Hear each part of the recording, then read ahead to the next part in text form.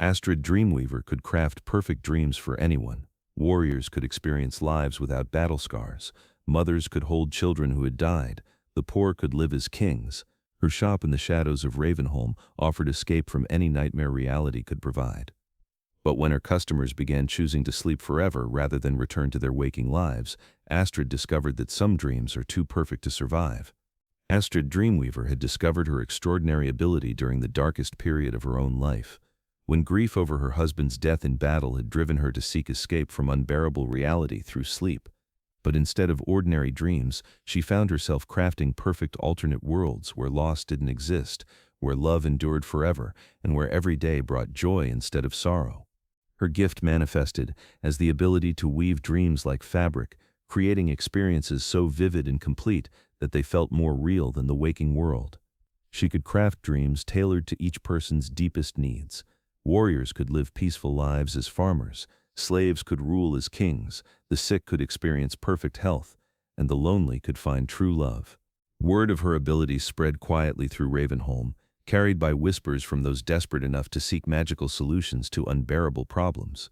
Her small shop, hidden in the city's shadow-draped quarters, became a sanctuary for the broken-hearted, the hopeless, and those whose waking lives had become too painful to endure. Astrid's process was both art and compassion. She would listen carefully to each customer's pain, understanding exactly what they most needed to experience, then craft a dream so perfect that it provided complete emotional healing during the hours of sleep. Her dreams didn't just show better realities, they allowed people to live them fully, feeling every sensation, every emotion, every moment of joy as if it were completely real. The price for her services was modest, a few coins, a small favor, sometimes just the gratitude of someone whose suffering had been temporarily relieved. As word spread about Astrid's miraculous gift, her shop began attracting customers from every level of society. Broken warriors, who could no longer fight, sought dreams where their bodies were whole and their minds unburdened by battlefield horrors.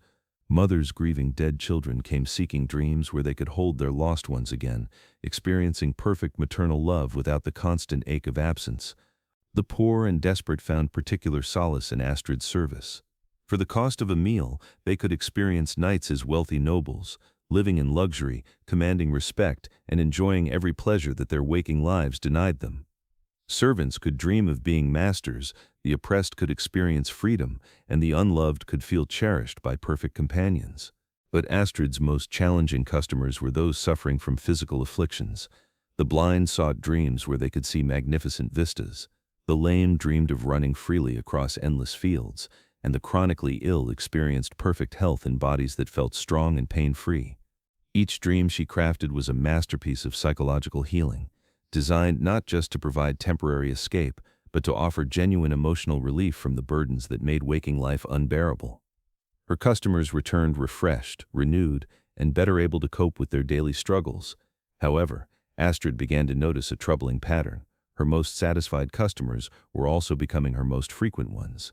What started as occasional visits for relief became regular appointments, then daily sessions, then desperate pleas for longer and more frequent dream experiences. Customers who had once sought temporary escape began viewing their dream lives as their true existence, treating waking hours as interruptions to be endured until they could return to sleep. The transformation was most dramatic among those whose waking lives contained the greatest suffering. A crippled soldier who dreamed of perfect mobility began spending 18 hours a day asleep, waking only long enough to eat and pay for another dream session. A woman who had lost her entire family to plague lived in dreams where they were all alive and healthy, becoming increasingly distressed each time she had to wake up and remember they were gone. Most concerning were the customers who began questioning the nature of reality itself. They argued that their dream lives felt more real, more meaningful, and more true than their waking experiences. If dreams could provide everything they wanted while reality offered only pain, why should they prioritize waking over sleeping? Astrid found herself caught between compassion for their suffering and growing alarm at their dependency. Her gift was supposed to provide healing and hope, not create escape so complete that people abandon life entirely. But how could she deny perfect happiness to those whose waking lives were genuinely unbearable? The crisis escalated when Astrid's most devoted customers began refusing to wake up at all. Their bodies remained alive but unresponsive, lost in dream worlds so perfect that no amount of external stimulus could convince them to return to consciousness. They had found paradise in sleep and would not be persuaded to leave it for the harsh realities of the waking world. The first was Magnus the Broken, a warrior whose legs had been crushed in battle. His dream life as a perfect knight, protecting villages and winning glory, had become so compelling that he chose to remain there permanently. His body lay in Astrid's shop, breathing but unreachable, completely absorbed in a heroic existence that felt more real than his crippled reality. Others followed quickly. Helga, who dreamed of her dead children, refused to wake up and face their absence again. Bjorn, who lived as a king in his dreams, would not return to his life as a despised beggar. Each perfect dream had become a trap more seductive than any prison, offering everything the dreamer wanted while slowly stealing away their actual existence. Astrid realized with horror that she had created something more dangerous than any curse, a form of paradise that was indistinguishable from death for those who chose it. As more customers fell into permanent sleep, Astrid faced the terrible realization that her gift for providing mercy had become a source of destruction. The dreams she crafted were so perfect that they made reality unbearable by comparison, creating a form of addiction more powerful than any substance because it offered not just escape from pain, but complete fulfillment of every desire. The ethical dilemma consumed her thoughts.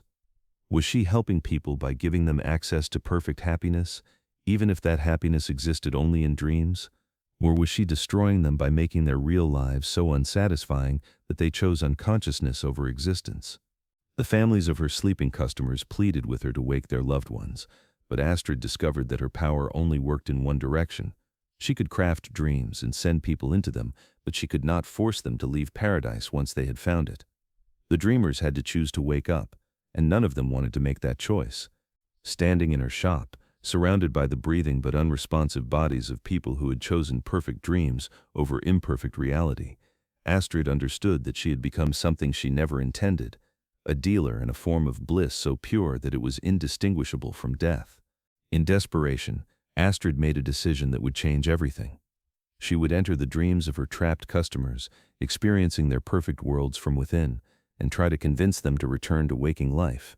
Using her abilities in a way she had never attempted before, she crafted a dream that would let her exist simultaneously in multiple dream realities.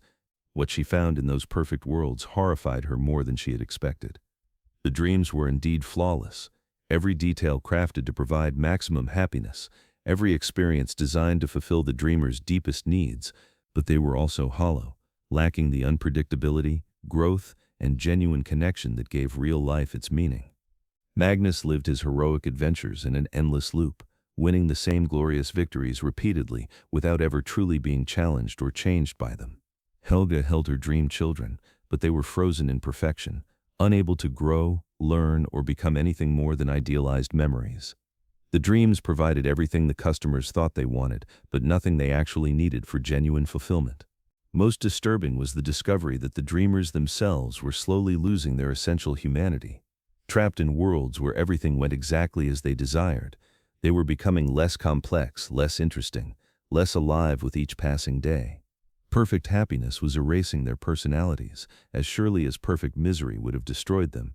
Confronting her customers within their dream worlds, Astrid offered them a choice she knew most would refuse: return to painful reality and grow as human beings, or remain in perfect dreams and slowly fade away as people. She explained that happiness without struggle was meaningless, that love without loss was shallow, and that dreams without waking were just another form of death. Some understood her message but chose to remain anyway. The crippled warrior admitted that his dream heroics were empty, but preferred empty perfection to genuine limitation. The grieving mother acknowledged that her dream children couldn't really grow or surprise her, but found even static love preferable to the absence she would face when awake. But others, confronted with the true nature of their paradise prisons, chose to wake up. They returned to painful realities made more bearable by understanding that struggle and imperfection were not punishments, but essential ingredients of meaningful existence. Their waking lives remained difficult, but they were real in ways that even perfect dreams could never be. Astrid's experience of entering perfect dreams had changed her as much as it changed some of her customers. She realized that her own grief had driven her to seek escape through creating escapes for others, and that her gift was as much trap as blessing for herself as well as her clients. She made the difficult decision to fundamentally change her service. Instead of crafting perfect dreams that provided complete escape from reality, she began creating dreams that helped people process their pain, find strength in their struggles, and discover meaning in their imperfect lives. Her new dreams were less seductive, but more healing. They didn't erase problems, but provided new perspectives on them. They didn't offer escape from difficulty, but helped people find the courage to face their challenges. Most importantly, they enhanced rather than replaced the value of waking life. The customers who remained trapped in perfect dreams served as a constant reminder of the danger of her gift. Their breathing bodies, sustained by relatives who hoped for their eventual return, represented the ultimate warning about the seductive power of perfection and the deadly trap of getting exactly what you think you want. Astrid's transformed shop became something unique, a place where people could experience healing dreams that prepared them for waking life rather than replacing it. Her customers learned to value their struggles as opportunities for growth, their pain as evidence of their capacity for love, and their imperfect realities as the only true source of meaningful existence. But the sleeping dreamers remained as a sobering presence, a reminder that some forms of mercy could become cruelty, that some gifts were too perfect to be safely received, and that the human soul needed difficulty and imperfection to remain truly alive. The dream merchant had learned the hardest lesson of all, that helping people sometimes meant refusing to give them what they most wanted, and that true compassion often required offering reality instead of escape, growth instead of comfort, and the challenging beauty of waking life instead of the hollow perfection of eternal dreams. Standing in her shop between the awakened and the forever sleeping, Astrid understood that she had become a guardian of the thin but crucial line between healing and harm, between helpful dreams and beautiful nightmares that wore the mask of paradise. If this tale of dreams and reality moved you, hit that like button and let us know in the comments which part made you think most deeply. Subscribe to Time for Payback for more legendary stories that blur the line between blessing and curse, and don't forget to ring that notification bell, because every perfect dream has its price, and every story holds the power to change everything. What dream would be too perfect to wake up from? Drop your thoughts below. Until next time, remember, some dreams are too beautiful to survive.